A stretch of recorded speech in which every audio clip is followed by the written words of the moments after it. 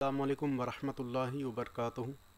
अस्सलातु वस्सलामु अलैका या रसूल अल्लाह, अस्सलातु वस्सलामु अलैका या हबीब अल्लाह सल्लल्लाहु ताला अलैहि वसल्लम। दोस्तों, एक बादशाह था और उसे परिंदों को पालने का बहुत शौक़ था। बड़े अच्छे अच्छे और ख़ूबसूरत परिंदे उसने पाल रखे थे और उन्हीं में से एक बाज़ भी था। जो बाज़ होता है जो बहुत ऊंचा उड़ता है, तो एक बहुत ही खूबसूरत बाज़ बादशाह ने अपने पास पाल रखा था और उस बाज़ से बादशाह को बड़ी मोहब्बत थी और बादशाह सलामत उस बाज़ को बहुत चाहता था। तो हुआ ये कि बादशाह का जो बहुत चहीता बाज़ था, वो परिंदा महल से निकला और एक बुढ़िया की कोठी में चला गया। एक बुढ़िया रहती थी उस झोपड़ी में। वो बाज़ उड़ता हुआ उस बुढ़िया की झोपड़ी में चला गया। बुढ़िया ने जब बाज़ को देखा तो कहा कि इतना खूबसूरत ये बाज़ है, लेकिन इसकी हालत तो देखो क्या हो गई है। ज़रूर ये किसी जाहिल के पास रहा होगा कि उसने तेरी कोई देखभाल न की। देख, नाखून कितने बढ़ गए हैं, इसके नाखून भी नहीं तराशे गए। बाल और पर तेरे किस कदर बेतरतीब है, मैं इसे कुछ दुरुस्त तो कर देती हूँ। तो बुढ़िया ने उसके नाखून निकाल दिए, नाखून कतर दिए, और जो उसके बड़े बड़े खूबसूरत पंख थे, पर थे, बाल थे, जो उसकी खूबसूरती को चार चांद लगाते थे, वो बुढ़िया ने जैसे तैसे इधर उधर से सब काट दिया।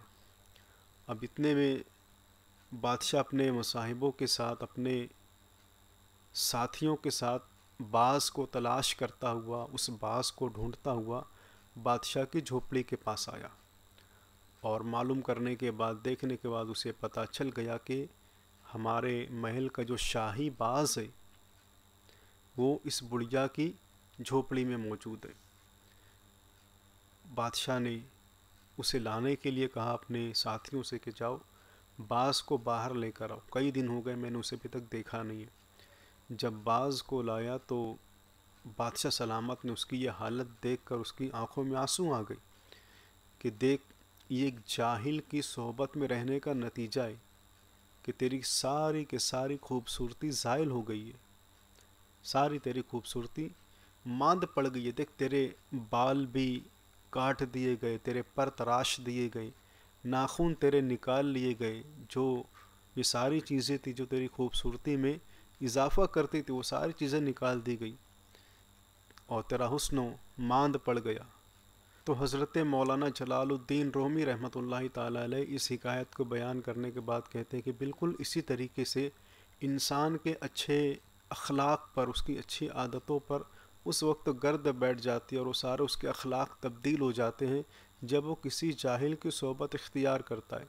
बाज़ का जो हुस्न होता है, उसके लंबे लंबे पर, उसके अच्छे अच्छे बाल, उसके बड़े बड़े नाखून, वो उसकी हुस्न में इजाफ़ा करते थे। लेकिन एक जाहिल बुढ़िया की सोहबत में कुछ वक्तों के लिए वो क्या गया कि वो सारी उसका जो हुस्न था, जो उसकी खूबसूरती की चीज़ें थी, वो सब के सब निकाल दी गई, सब के सब चली गई। इसी तरीके से जो है, तो जब कोई अच्छा भला इंसान किसी जाहिल गंवार की सोहबत को इख्तियार करता है तो उसके अखलाक को भी ज़वाल आ जाता है और उसकी अच्छी आदतें रुखसत हो जाती है और सारी बद अखलाकियाँ, बुरी आदतें उसके अंदर जन्म ले लेती है। फिर वही लोग जो पहले अच्छी आदतों से मुतासिर होते हैं, उसके साथ में रहते हैं, अब वही लोग उससे नफ़रत करते कि नहीं, अब तो ये पहले जैसा ना रहा, इसकी आदतें बदल गई, इसके अतवार बदल गए, इसके तरीक़े बदल गए, अब इसके पास रह के, इसके करीब रहने से हमें कोई फ़ायदा नहीं है। तो हमेशा अच्छों की सोबत, अच्छों का साथ इख्तियार किया जाए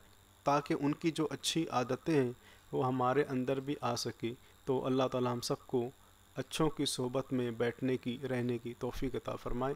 अस्सलामु अलैकुम वरहमतुल्लाहि वबरकातुहू। हमारे चैनल को सब्सक्राइब करें और बेल आइकॉन पर क्लिक करें ताकि आपको हर आने वाले वीडियोस के नोटिफिकेशन मिलते रहें।